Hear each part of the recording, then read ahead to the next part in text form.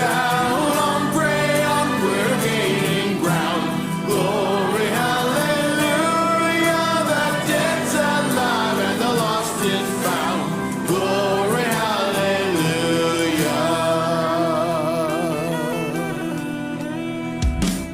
Welcome back again to Eschatology Matters. I'm your host, Josh Howard, and today I want to jump straight in. Been looking forward to this interview quite a bit. So I'm joined today with Zach Garris. So Zach, thank you for joining me, and welcome to Eschatology Matters, brother.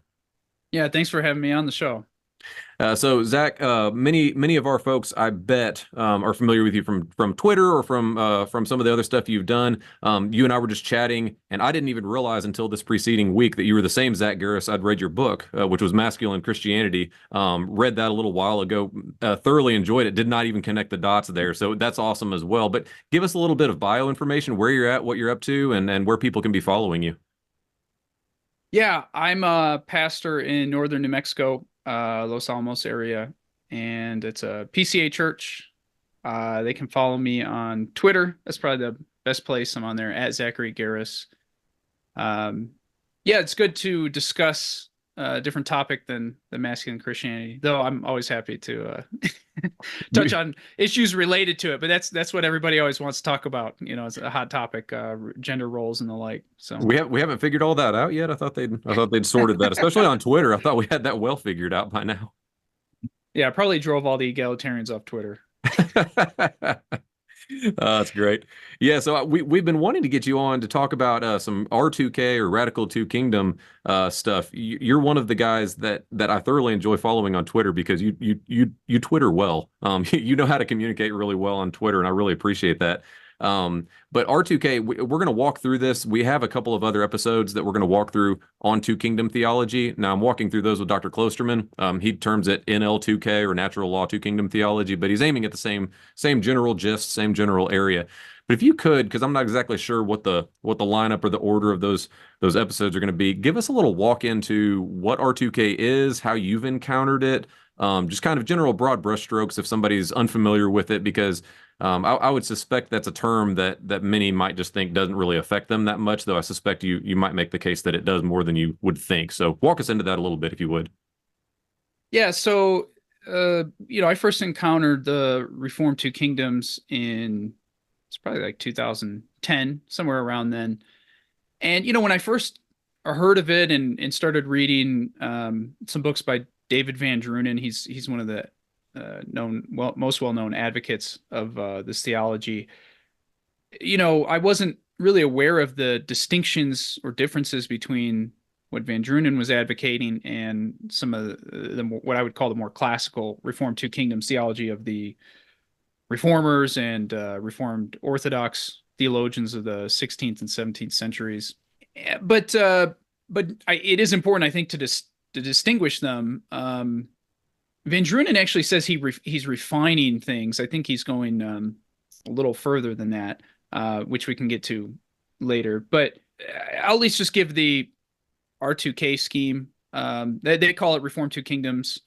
A lot of critics call it Radical Two Kingdoms because they think it's a departure from the Reformers and unbiblical. And but just to note some of the advocates, it's heavily associated with Westminster Seminary West, Westminster, California. It's in Escondido, so sometimes people call it Escondido theology.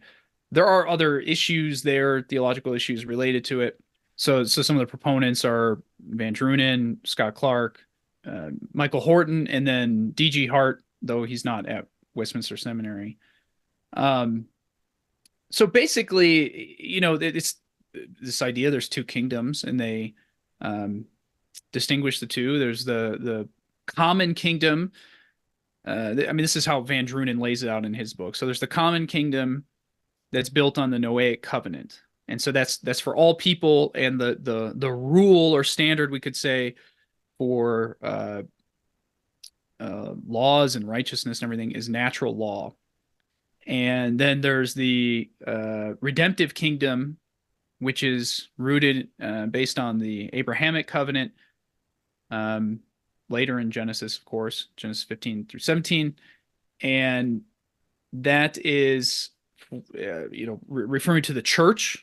And the rule there is Scripture. So the common kingdom is going to include unbelievers and believers, but the redemptive kingdom is going to be limited to the church. I don't know if you have anything you want to add. Yeah, no, I'm just thinking through because I think one of the benefits of some of the attention that you've been drawing to it, which by the way, when you refer to R2K, are you specifying Reformed Two Kingdom theology, or are you referring to Radical Two Kingdom?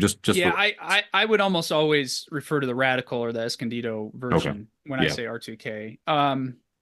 I think probably the better term for what the Reformers held would be Classical Two Kingdoms. I just won't use the word Reformed, but I realize there's confusion there, and so sometimes people aren't always sure who's talking about what, especially on social media. yeah. Twitter's I said something positive about Twitter. We should also say a lot negative about it as well. It doesn't help the conversation a lot of times. But yeah, no, I think it's good to delineate those differences, because when you address something as Radical to Kingdom, obviously that sounds pretty vitriolic and polemical, and people kind of, sometimes that can stop the conversation when you just refer to something as R2K or as radical. But thinking toward that, one of the strengths that I've seen from your approach is a lot of your interests are like historical, right? So like I've seen you delve a lot into like the Reformers and to kind of some of these historical Christian figures and what they bring to the table with that. I know you mentioned it a minute ago, and I don't want to rush to it.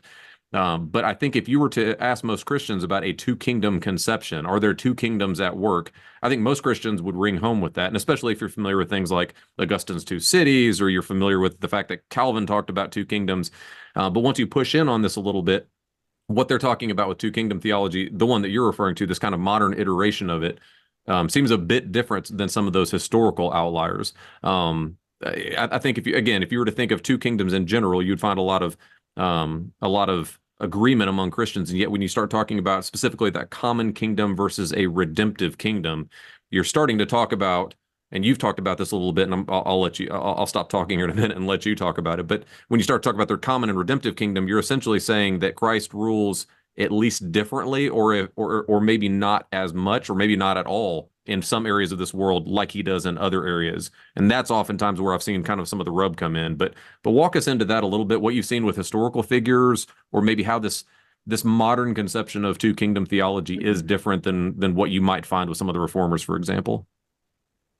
Yeah, so with Calvin, he was making a distinction between kingdoms, but he would use the language of this age, in the age to come. And so instead of common versus redemptive, it was more of the idea of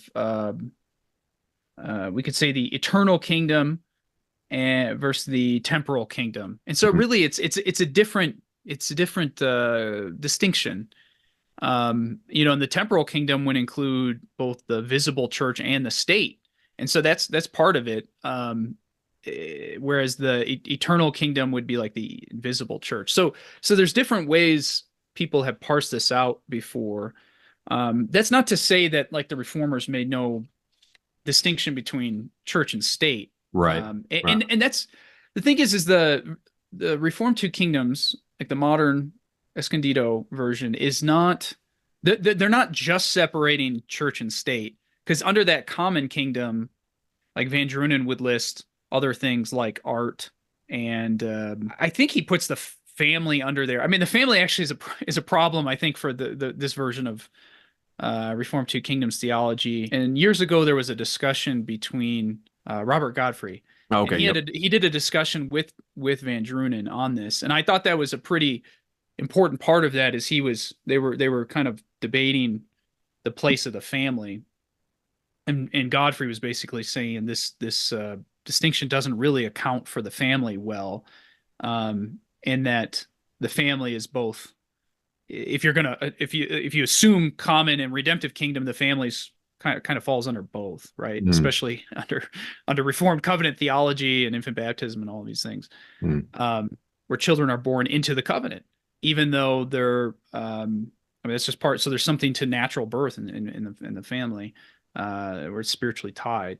So, but that's just to say, is VanDrunen's concept is trying to. The common kingdom is broader than just the civil government, but really that's a big part of it, right? That's where it ends up playing out is he's got the church and then the state. he's not saying those are the two kingdoms, but that's how it's, that's one of the important the distinctions he's going to make. And he has written works. I think it's Two Kingdoms in the Natural Law or something from 2010, where it was like a historical work, and he looked at a variety of theologians from the past, including Calvin and then even some American practices in New England and Virginia. And so he's looked at some of that. I mean, we can get into where I think there's actually some significant differences.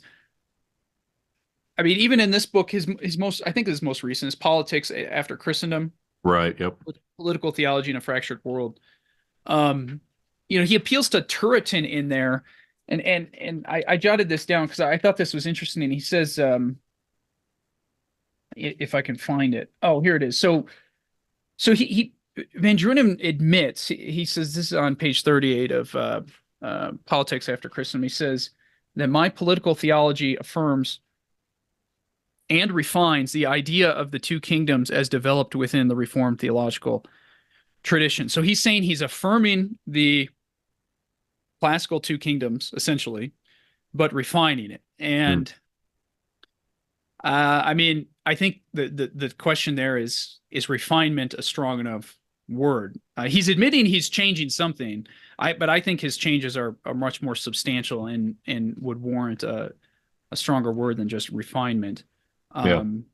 So he appeals to Turretin, and I think this is interesting. Francis Turretin, Reformed theologian in the 1600s. Here's what he says: that Turretin, he lists, I think it's 7 different kind of principles from Turretin. It's page 42. The supreme end. This is VanDrunen's words. The supreme end of civil magistrates is the glory of God the Creator, who preserves the human race and rules the world. And their subordinate end is public peace and the temporal good of the community. So I don't think there's anything wrong with that, of course. But the problem is like, the saying, the devil's in the details.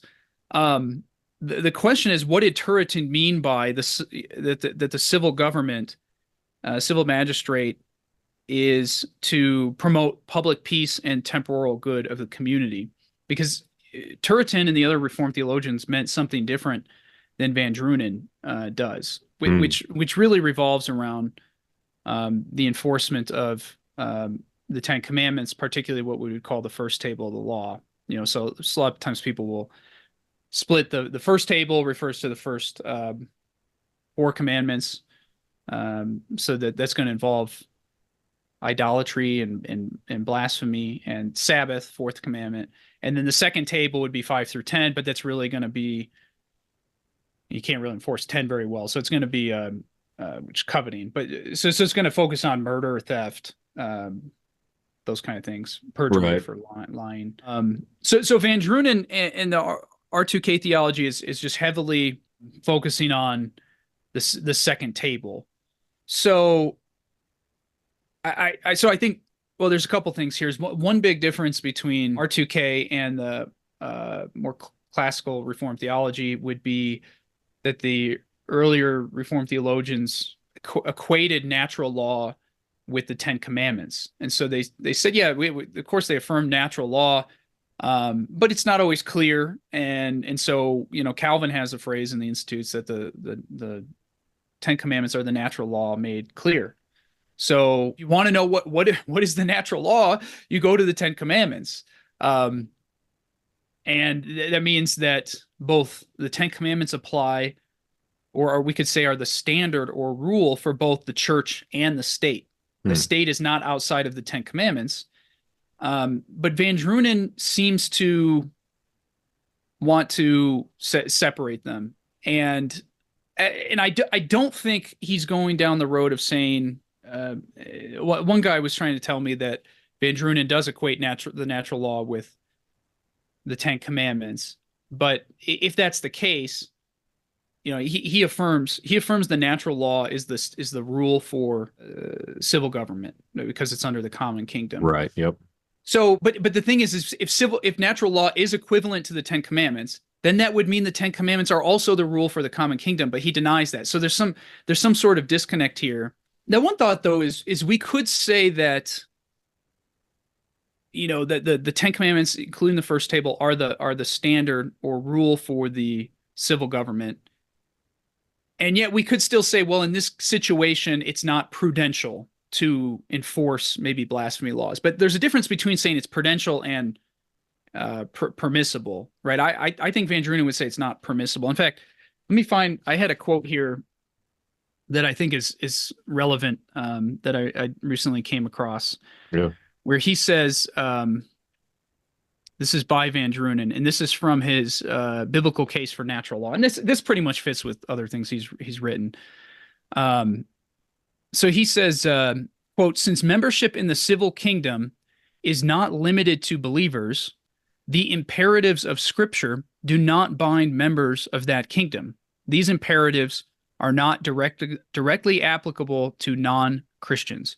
So I think that's pretty clear. He's saying that the Bible and the commands of Scripture do not apply to non-Christians. He's saying they're not directly applicable. But that would include the Ten Commandments. I mean, it'd be one thing if he said something about that with like the New Testament. I mean, I still think that'd be a problem. But, you know, if you were to say the way the Ten Commandments are fleshed out in the you know, Deuteronomy or Exodus or something, you know, there's the Reformed distinctions of judicial, ceremonial, moral, judicial, ceremonial. Right. You know, if he was getting in that, and then we could say, okay, there's something there, and obviously there's some disagreement between amongst Reformed folks on these things, but that's not what he's saying. He's saying Scripture's imperatives just don't apply to unbelievers. So he definitely is driving a wedge between natural law and the Ten Commandments. I would say, well, there's two sources of the one moral law, right, which would be natural law and the Ten Commandments. But if Calvin's correct there that the Ten Commandments are the natural law made clear, then why can't they, or why shouldn't they guide the state?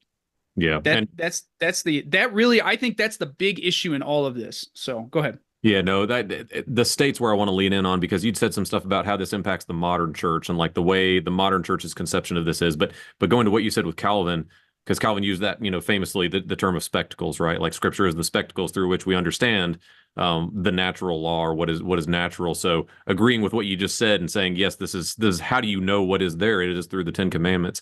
One of the kind of underpinning things you'd kind of referenced it, I think, a little bit earlier, but I just want to make it clear for those who are keeping up with this conversation. A lot of, number one, it's not all David VanDrunen, but David VanDrunen's one of the, you know, loudest speakers in this area, and he's certainly one of the most prolific authors, I think, in this area. But David VanDrunen also has a little bit of a progression in his writing. So I'm appreciative you're referencing some of the latest stuff he's written. I know sometimes people will say, well, you know, the stuff he wrote earlier is not reflective. So, you know, we're doing or you have definitely done the reading on this, right? We're keeping up with his latest scholarship. But also just realizing that there's a lot that he is anchoring on Genesis 9 specifically, right? So the Noahic Covenant and the place of the Noahic Covenant and the weight of the Noahic Covenant is really where a lot of this stuff is coming from. So if you're tracking with this and you haven't read David VanDrunen and all that sort of stuff, that's okay. Just understand where a lot of that's coming from is his conception of the Noahic Covenant as a non-redemptive covenant, which kind of sets the stage then for this progression of a common kingdom versus a redemptive kingdom and a separation of those two.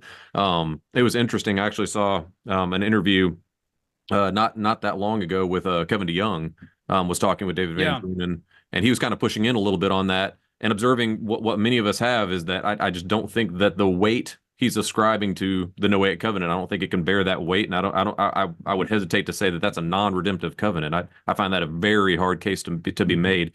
But walk us into just a little bit here, Zach. Walk us into the sort of modern conception. You'd made reference in some of the things you'd been observing with the way the modern church has sort of combined this two kingdom theology in our our approach to the civil government specifically. This isn't new, right? Like, so you referenced some writings from 2010. Like, this stuff's been around, but I think we could all agree, like, it's been just amplified since 2020. Like, every Christian is having to figure out what is a civil government and how do I relate to it. So this has been very, very much in the public consciousness. How have you seen this start to play in there? I know you referenced Tim Keller and sort of a combination thereof of some of those views, but how have you seen some of this coming through in the way that the church addresses the civil government and the place of the civil government in our day? Yeah, no, this is an interesting topic. I'll first say, maybe we can, if you want to get into it later with like the Noahic Covenant, I definitely disagree with VanDrunen's take there, and I don't think it's in line with most of the Reformed historically. We can, let's come back to that, because I'd love to. We can come back to that. That's good. So I had a post, I think it was yesterday, about it seems to me that a lot of the view of civil government within the church, including, kind of the Reformed world, is almost a mix of some of the R2K theology, and also you have Tim Keller's whole third wayism approach. And so here's how I, both of these things are kind of going around. So I mean, they don't necessarily have to be consistent, but I just think these are, both in the water.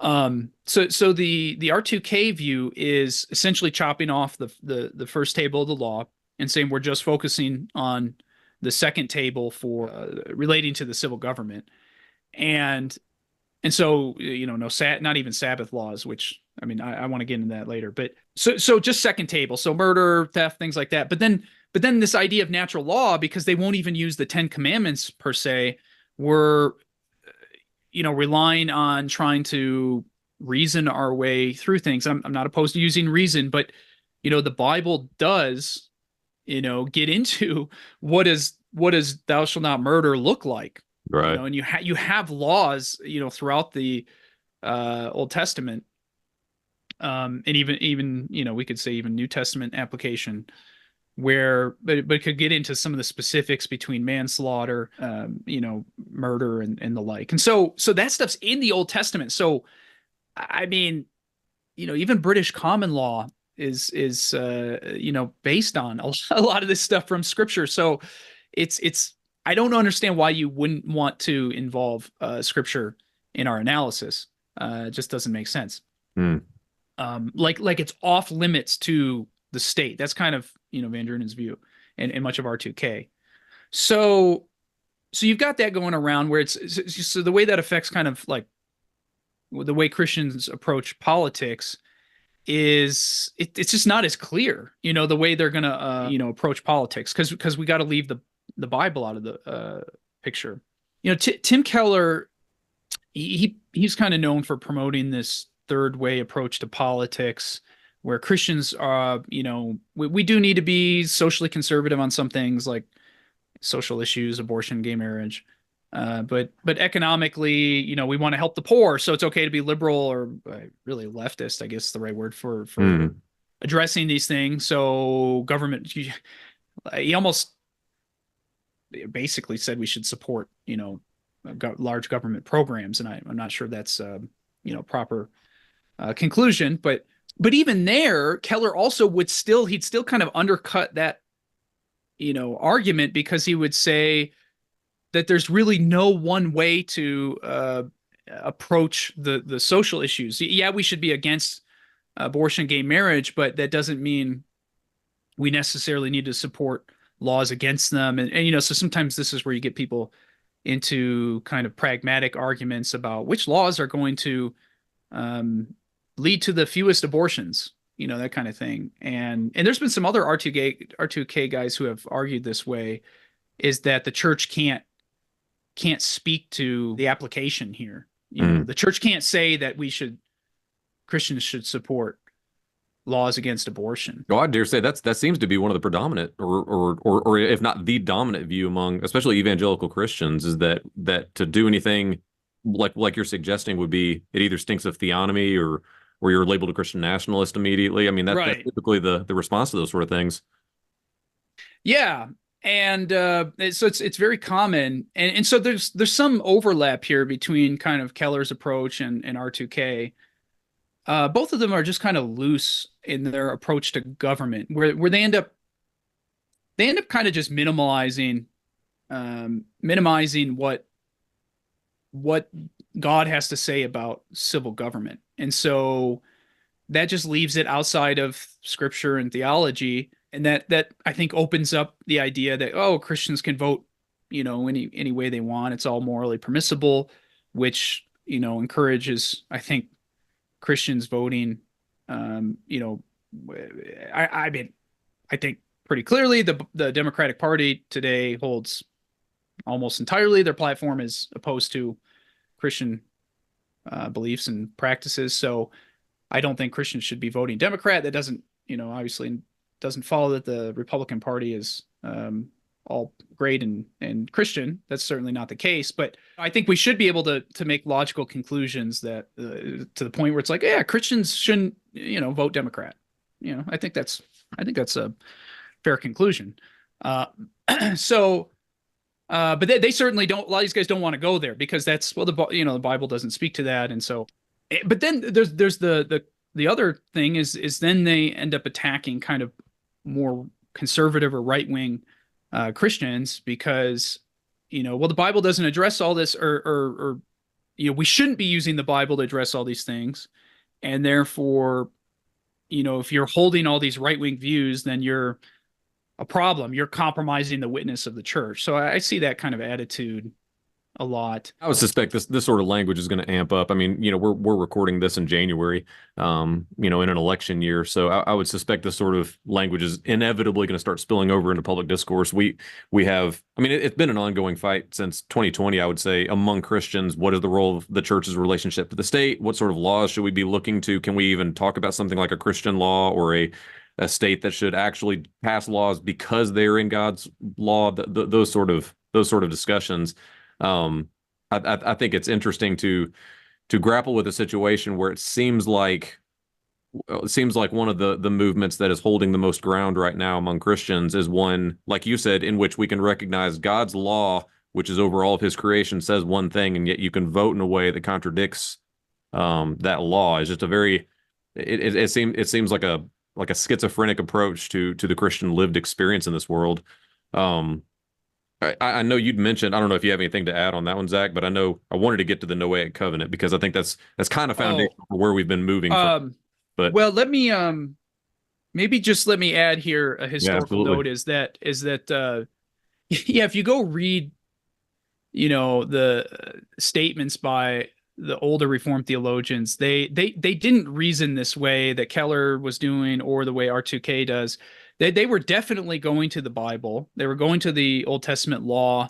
And yes, they made the distinction moral, ceremonial, or civil or judicial. Right. But they would, I mean, they thought, yeah, all 10 commandments should be enforced. We'll say both tables of the law. And, so they were almost unanimously, saying that the civil government should punish, public blasphemy or false teaching to some extent, not forcing people to worship God. No one holds that. Sometimes they say that kind of thing, critics, right. But and then Sabbath laws. I mean, even some of the American theologians who moved away from some of the early Reformed approach to the first table, especially Sabbath blasphemy laws. These same guys still affirmed Sabbath laws. Like I could name a couple. Like in the South, you had Robert Louis Dabney, Thomas Ephraim Peck. They advocated a theistic government. They didn't want a Christian government. So that's maybe like a precursor to R2K, but they did not hold the R2K view.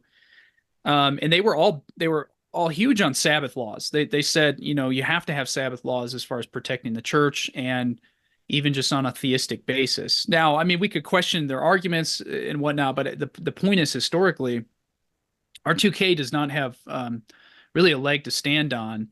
I mean, of course you have Calvin.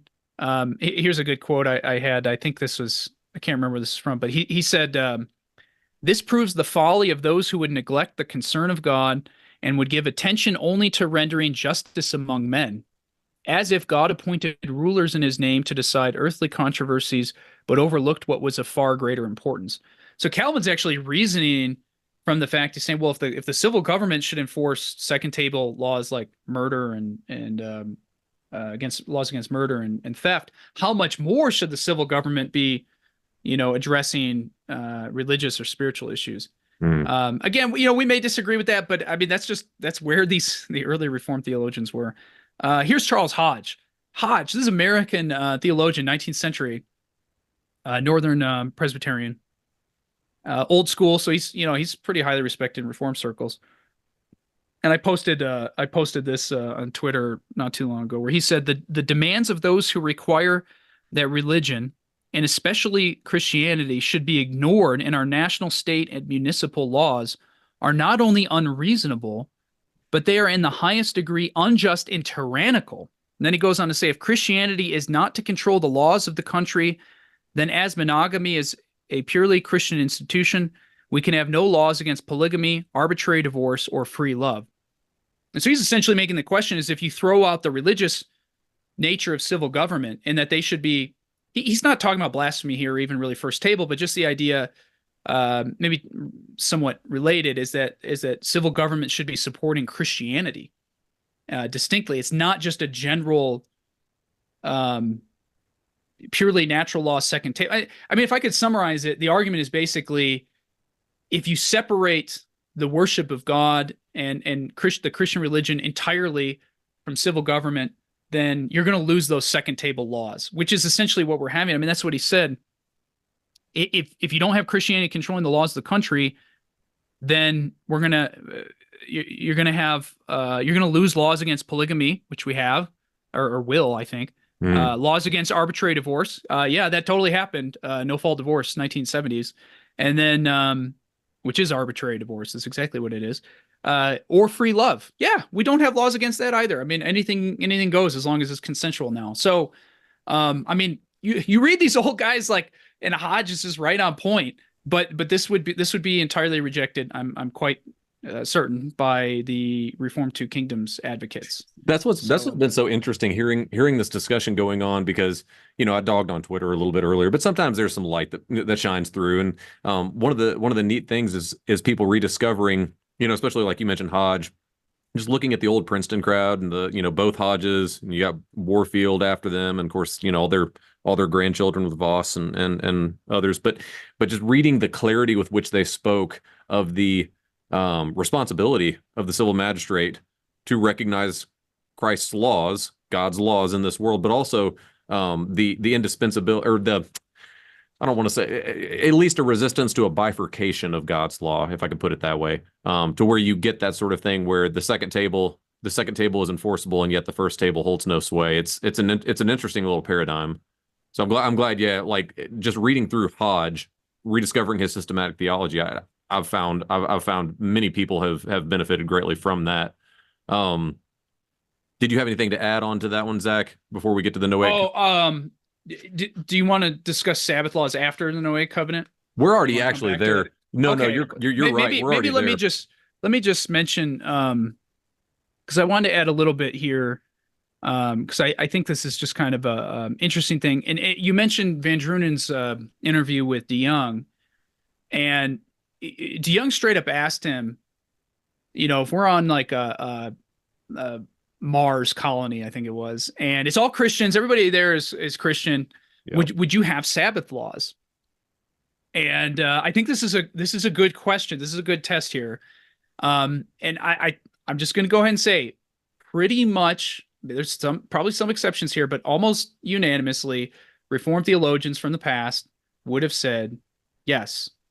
Okay, we want Sabbath laws. That's part of Christian society. And I realize there's move away from Sabbatarianism in general, even in the Reformed Church today. So there's that. There's just the doctrine of the Sabbath has been kind of chopped down. So I understand that's part of the background here. Though some of these R2K guys are still Sabbatarians, interestingly enough. But here was his answer about would you have Sabbath laws on Mars?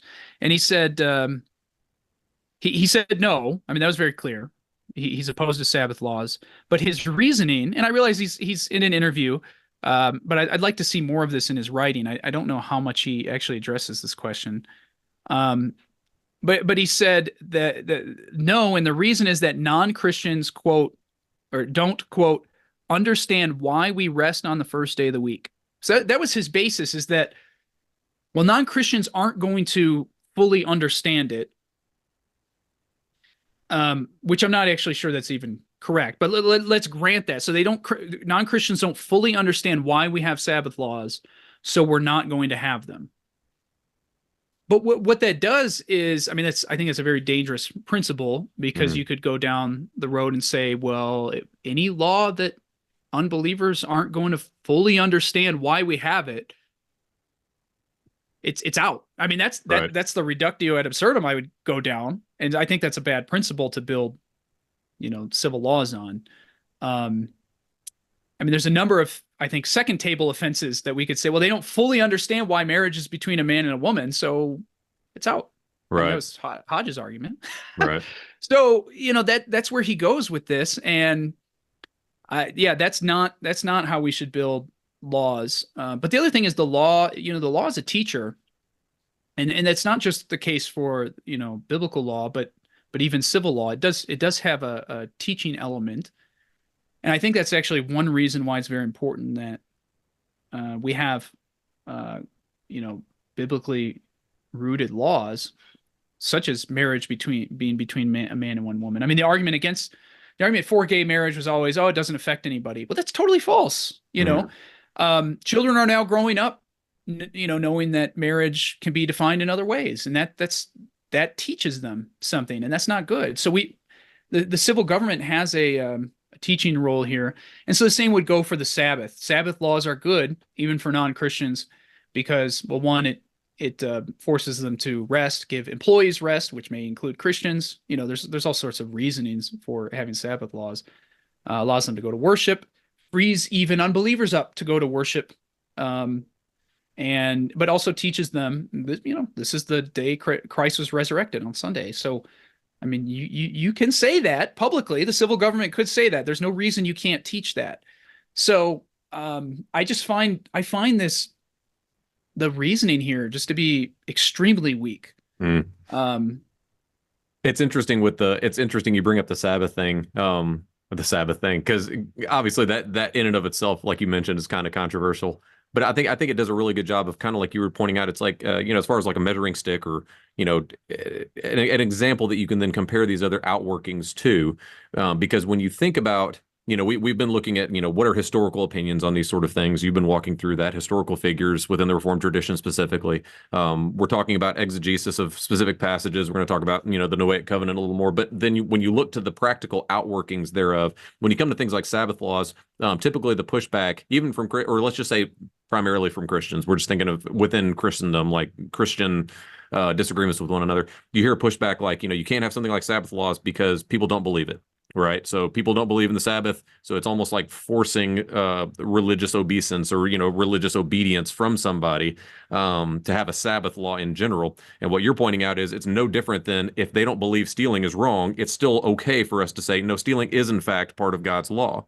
And because it's part of God's law, it affects all of God's creation and can be applied thereof. It's so strange that you hear, from the second table, you can hear an argument from two different laws, one of which is totally fine. People are by and large fine with laws against theft and thievery, and yet you try to apply some of the other laws, and there becomes a pushback immediately about enforcing religious values or Christian values upon those who don't believe. It's just an inconsistent application, it seems like, and I think what you're bringing up with the Sabbath is a good kind of exemplar of that. Yeah, exactly. I mean, and this even goes back to, VanDrunen was quoting Turretin. So he's agreeing with Turretin. Or this was a summary of Turretin's view that the civil magistrate, its subordinate end is public peace and the temporal good of the community. I mean, if that's what we're considering, I mean, there's a reason the Reformed have always said you should have Sabbath laws, because even 19th century American Presbyterians, it's for the public peace, for the temporal good of everyone. And I mean, if that's our standard, or that's what we're shooting for, that's the goal, then yeah, why would you not have them? This brings me, this is maybe a little more controversial point, but we're getting at the motive here. I can't read people's hearts, but it does seem like the Reformed Two Kingdoms, the timing, it's arisen in the last 20 years, we'll say. it seems like a defeatist response to theological liberalism and the secularization of America. Is we're watching things kind of crumble, and instead of saying, the prophets of old, what did they do in the Old Testament? They come and they're calling Israel back to the law. Instead of us calling and saying, hey guys, we need to go back to what we once were and once did, which is, of course, worshiping God. I mean, you see some of that, people saying that, of course, but we need things like Sabbath laws, and other things like, marriage being between one man and one woman. Otherwise, like criminalizing, some of these deviant practices. I think we should do so. But instead of really going hard on that and even using the Bible and the like, it's well, let's just rely on natural law and what's in common with everybody else. But that's kind of scary to me, is what's in common with unbelievers today. Well, they keep going, the culture keeps going, in a worse direction. So, it might just be to the point where we don't have much in common with them at all. I mean, that's because they're suppressing the truth, not because there's no general, I'm not denying general revelation. For sure. So anyway, that's just kind of my analysis. It almost feeds like a libertarian approach to politics as well. I used to call myself a libertarian, but I came to realize it's not really consistent with Christian theology and practice, and historically as well. There's right-wing libertarians where they're good on a lot of things, so I don't want to, totally throw them out. But in Right. general, I don't think libertarianism is a biblically derived approach to civil government. Yeah, no, good. So let's walk into Noahic Covenant. I know you've got some things on this, but the Noahic Covenant, again, this is kind of foundational to this theology, right? So like we're all agreeing on certain points, and I do want to emphasize that, because it's not like we're not using the same language or even the same concepts. We're agreeing on things like there is a natural law, there is, general revelation. We would agree on those things, but what you're honing in on is specifically how those things are applied, covenantally how those things are expressed, and what is the role then of Scripture and special revelation, and being, again, those kind of interpretive lenses, or those spectacles through which we read this stuff. How does the Noahic Covenant specifically play into this whole conversation? Well, yeah, VanDrunen is big on this. I think other guys follow him, and I think he may be getting this from Kline, if I'm correct. Meredith Kline was a theologian at Westminster Seminary, California, and so a lot of this is like, these guys are Klineans, and so this comes into other things. Their approach to the Mosaic Covenant. A lot of times they'll affirm like a substantial republication of the covenant works in the Mosaic Covenant. Whereas those terms, that's probably too much to get into right now. But just know there's other issues there, maybe for another time, or other guests could get into. But the problem is, VanDrunen is making the Noahic Covenant basically just to be this common covenant with the world. God promised not to flood the world again, and almost fails to recognize the redemptive aspects. He does use that language. I know, at least in his old works, he would say it's non-redemptive. It's a non-redemptive covenant, and I would challenge that and say, look, the Noahic Covenant's obviously a little different from like the Abrahamic covenant, which is clearly Abraham, and his seed, his offspring. But the Noahic Covenant has a lot of things in common also with some of these redemptive covenants. So maybe we can get into a couple of those things. One thing I'll mention is the Noahic Covenant does involve sacrifices, right? If you think, I never forget this point, is Noah gets off the ark, and he offers a sacrifice to the Lord. Mm-hmm. But that doesn't sound like something that would happen in a purely non-redemptive covenant. I don't know how you make that fit. Of course, this isn't to deny that the Noahic Covenant is more broad. It's made with all creation, but you look at Noah, and that was a believer, right? So it's a believer, and his family is who he's saving. So that's redemptive. It pictures Christ in the gospel, right? The waters of judgment. He's saved from judgment through the ark.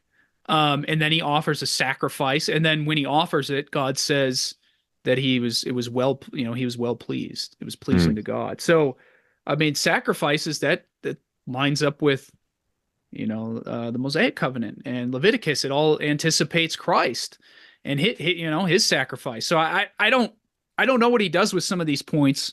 At least I don't recall. You've also got the dynamic of children continuing on in Genesis 9. So like end of the chapter, you've got them, they come off the ark, and it typically mentions his children after him. And then you've got the whole uncovering his nakedness, and we don't need to get down that rabbit trail. So whatever went on there with the nakedness thing, right? But then you've got him cursing one, blessing the other, and then praying to God on their behalf. Like you've still got generational covenantal language going on right there. Yeah, and in fact, I've got this in some notes. Is the Noahic Covenant reaffirms the command to Adam to be fruitful and multiply. So that's Genesis 1:28, right? So that's given to Adam. Be fruitful and multiply, fill the earth and subdue it. Mm-hmm. And then in Genesis 9:1 and verse 7, you have this mention: be fruitful and multiply. So Noah is like a new Adam in a sense. But then, this is something, and let me look this up, because this comes up again because you could say, oh, well, Noah and Adam, okay, well, that's not redemptive. That's just speaking more broadly. But then you go to Genesis 35:11. I got to bring it up here. And I think, I don't really see this stuff discussed. This is sometimes where I sometimes have my own flavor on some of these arguments. So this is, I think this is, this is God speaking to Jacob. And God said to him, your name is Jacob. That's verse 10. You shall no longer be called Jacob, but Israel. And then verse 11, God also said to him, I am God Almighty. Be fruitful and multiply. A nation and a company of nations shall come from you, and kings shall come forth from you. And even that king language, that's reminiscent of Genesis 17 with Abraham.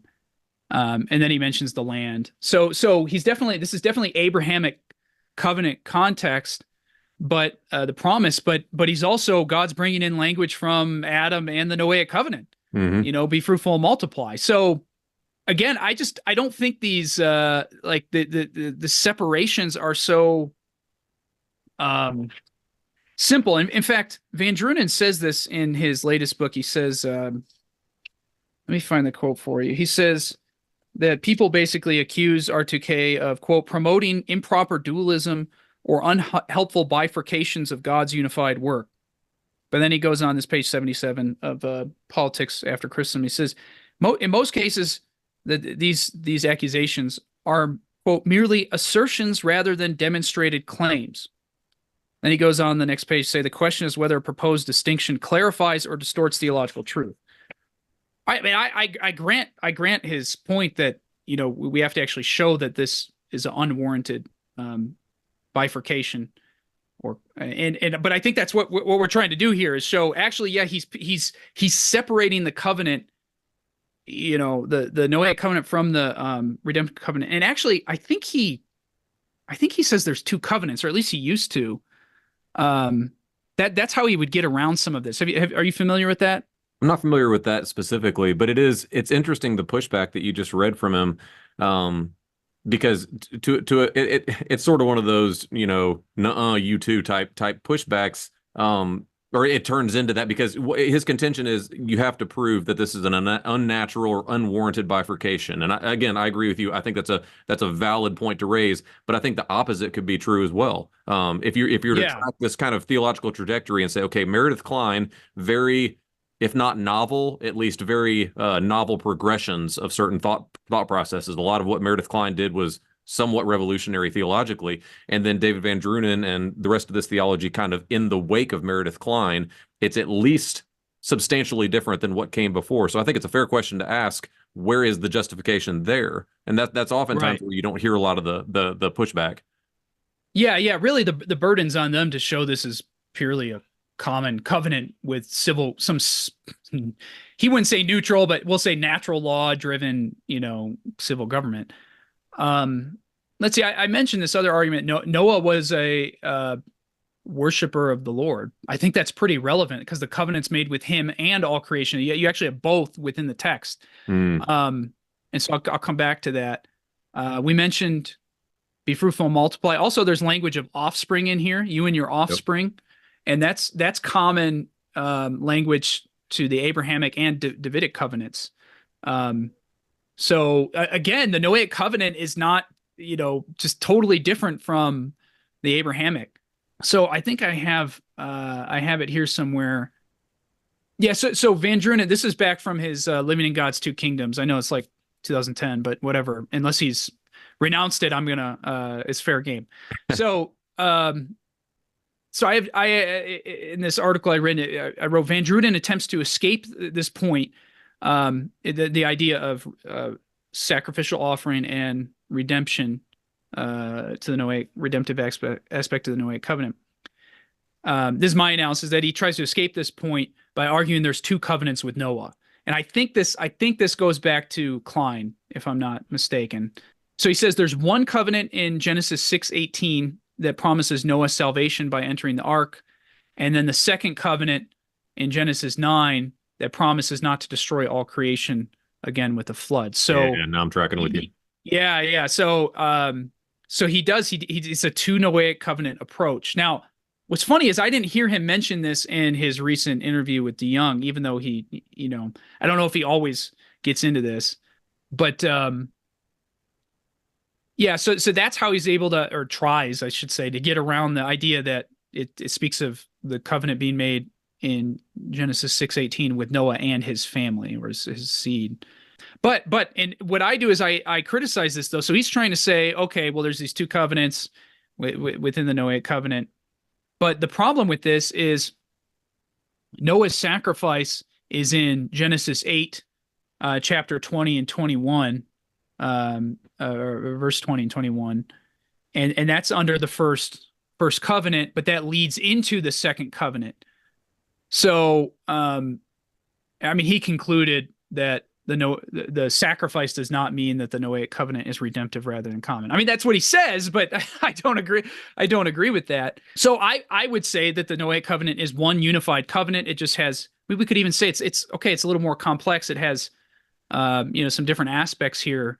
Sure. But he's totally separating the two to escape the redemptive aspects. It's almost like he's admitting, yeah, there are some redemptive aspects, but that's actually just a different Noahic covenant. There's two of them. I mean, that's just it's pretty slick, but I don't buy it, and I don't think everybody else buys it either. So it's putting a lot of it's just putting a lot of weight on just not a lot of actual text. And I say that with all due respect. Obviously, he's written a lot on this, and I encourage anybody that wants to disagree with somebody to at least read what they've written. I think that's responsible. But at the same time, it's just there's a lot that's being hung on something that just isn't built to support it.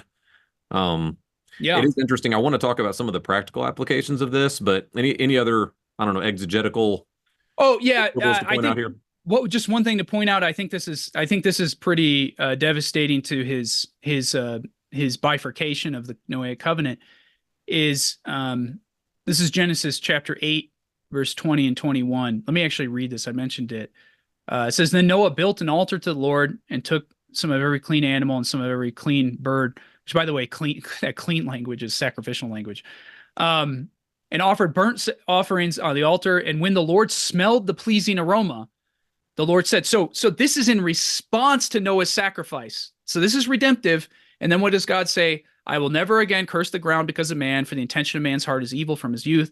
Neither will I ever again strike every living creature as I have done." So in response to the redemptive, sacrifice of Noah, God's saying, "I'm not going to destroy the earth again through a flood." So yeah, I mean, that's unifying the whole Noahic covenant in those verses. So I don't understand how VanDrunen can, like you said, he can make his claims, but he's resting a lot on what I just don't think is there in the text. So yeah, no, the Genesis 8, that's really, I hadn't considered that, pulling together the sacrificial language and setting a sacrificial / redemptive setting along with God's covenant promises through the through the flood account. How does this though? Because we are running a little bit short on time, but Yeah. how does this impact the Christian? Because you're a pastor, and you have seen how this is kind of outworking. We've mentioned several times that American Christianity specifically, which is our context, is kind of in a state of 4 years of grappling with church-state relations and flexing a lot of muscles that we didn't have that had been a bit atrophied. But when we look at something like this, what are the practical outworkings then of this theology? How do we see this? Because you've already been walking through many of them, right? Like how this actually impacts the laws, but just broad brushstrokes. What are we looking at here? How is this impacting the Christian? Well, number one, it undermines the idea of a Christian state or civil government, saying we can't have that. And I think it's essentially supporting what we have today is more of a secular, apparently neutral. I don't think it's very neutral, but almost anti-Christian government. But it's because it's just built on the second table of natural justice and the like.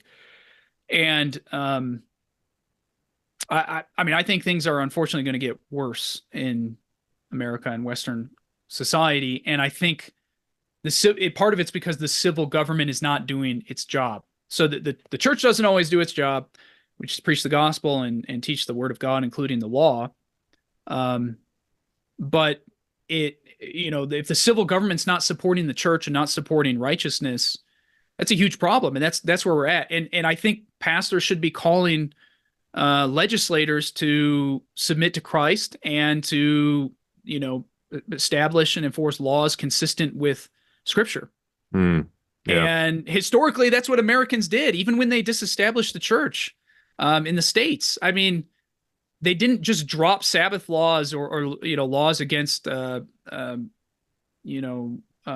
only second table, but just even supporting Christian laws. I mean, I think we should be able to speak that way. We should be able to affirm there's such thing as Christian families and therefore Christian nations. I mean, that's R2K does not like that. That is historically though how the Reformed tradition would speak. And so I think unfortunately we have the civil government not doing its duty and undermining the church, and that's not healthy. And so it's the job of the church to call the state back to its proper role. But R2K says you can't do that. Right. Essentially, I mean, even apart from their theology, even if someone said, well, you can do that, they're not encouraging that. And that's not how this is playing out. Because if you do that, if a pastor calls out a magistrate, you're going to get accusations of theonomy or something ridiculous. Right. I mean, that gets into a whole another issue of the relationship of that term theonomy to the early reformers held, which we're not going to get into here. But that's what they do. Oh, you're just a theonomist, and it's just silly. This is not it's not accurate. But another practical problem is we want to train Christians. As a pastor, I want to train Christians to apply the Bible to all of life, and I think the Reformed Two Kingdoms undermines that in some ways, because it's saying, oh no, Scripture doesn't belong in the civil sphere. So that's a problem. But what about even other spheres, right? So go ahead. Yeah. No, I'm sorry, I didn't mean to walk on you there, Zach. It's really hard to see Christians with whom we have so much in common, but they'll in one breath say Christ is Lord over all of life, and we should preach the gospel to every living creature, and then in the next breath say, but you must not and tell this to the magistrate, or do so only as a private citizen, never asking them on behalf of the church, or never asking them to pass anything with any sort of Christian values behind it. So if we're going to have murder laws, that's good, but they can never pass them as Christianly influenced murder laws. They have to arrive at that on their own natural reasoning. And it's such a bizarre, I think, take toward those things. Well, it supports pluralism and this idea that just, we've got all these different religions, and so we don't want to step on anybody's toes. I remember, I think it was the governor of Oklahoma or somebody prayed a like distinctly Christian prayer, like in Jesus's name. And then R. Scott Clark gets on Twitter and says he shouldn't have done this. And because what of all the Buddhists and Jewish people in Oklahoma? And I'm just like, okay, so what? Then they can't pray? I mean, is that what we're down to? You're either going to pray a generic prayer that is, I think, offensive to God, right? We're not going to use Jesus's name. We're not going to come through the name of Christ. Right. As Christians, we would say, no, that's not permitted. You don't do. That's what liberal, theology does. So you either have to do a distinctly a generic prayer, or you don't pray at all. So is that where we're at? We're just going to totally secularize the civil government. They shouldn't be praying. I mean, I don't know. There's this guy, George Washington.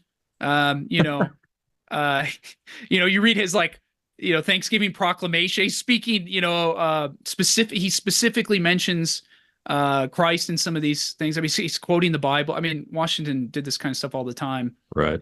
The first Congress, not first Congress, but for some time, they had chaplains. The federal Congress, so I know people like to push the First Amendment. They read it incorrectly through this modern secular lens. And you got to reckon with the fact that Congress used to have chaplains, and they would pray for them, and they were praying Christian prayers. So again, this is why R2K isn't even consistent with the American tradition. They try to act like they are. They're not. They can't explain some of these things. They're consistent with post World War II, Supreme Court rulings. Right. But I don't care what this, modern Supreme Court said. We should overturn a lot of those things. They were bad rulings. I think that's a good way to look at it too. Kind of wrapping some of those threads together is, it is a, trying to think of something other than just a novelty, because I don't want to use just too dismissive of a term, but it's something new. It's something new in the history of America. It's something new in the history of Reformed thought. So the burden of proof then must be proved from their perspective. If this is something new and it is changing drastically the trajectory that we have established, it must be proved, and it just does not seem biblically warranted to be able to handle the burden of proof that it's being asked to handle. Yeah, I agree. I think the historical argument, it's never definitive, right? Just because nobody believes something before doesn't automatically make it wrong, but it should make you really second guess. Yeah. And this is for all of us. Like, if we're interpreting the Bible, I'm going to preach a passage, and my interpretation is at odds with every commentator and, throughout history. Maybe I'm wrong. Right. Let's exercise some humility here, right? Right. Novelty is not necessarily wrong, but it should give you a degree of pause. Zach, I hate to cut this short. We're gonna have to follow this up with another one because there's so much here to talk through. But we got to wrap this one up. Any closing thoughts, and make sure to plug again where people can be keeping up with you and what you're writing. But any closing thoughts on R2K and sort of like all these various threads we're trying to pull together? Yeah, I guess I would just say a point of application is it's good to read history. I've in historical theology, it's kind of been my focus the last couple years, especially I've been reading American Presbyterian history for a future project. But, that really helps guide us in interpreting the Bible, reading historical theology, but also, understanding and being able to look at things like R2K. And if you don't know any history, how do you analyze it? But we have wiser, better theologians from the past that can help guide us in these things. Doesn't mean we have to agree with everything they said, but they should guide us at least, and give them some deference and respect. And so that's kind of my thought is I'm big on recovering, the Reformed tradition and the Reformed confessions here. And ironically, some of the R2K guys, speak that same way, but they're not really practicing it. As far as following me, again, I'm on Twitter at Zachary Garris, and people I've written on subjects related to issues related to men and women and in the church and home and beyond, masculine Christianity, so they can pick that up if they're interested. Yeah, pick up. We didn't talk about masculine Christianity exactly. You mentioned Hodge; he was masculine, but yeah, that great book, right? Masculine Christianity. If you haven't read it, pick it up. Zach, thank you though so much for joining me today. This has been a blast. Yeah, thanks for having me. I enjoyed the conversation. Seated here at my right hand, the Lord to my Lord did command, for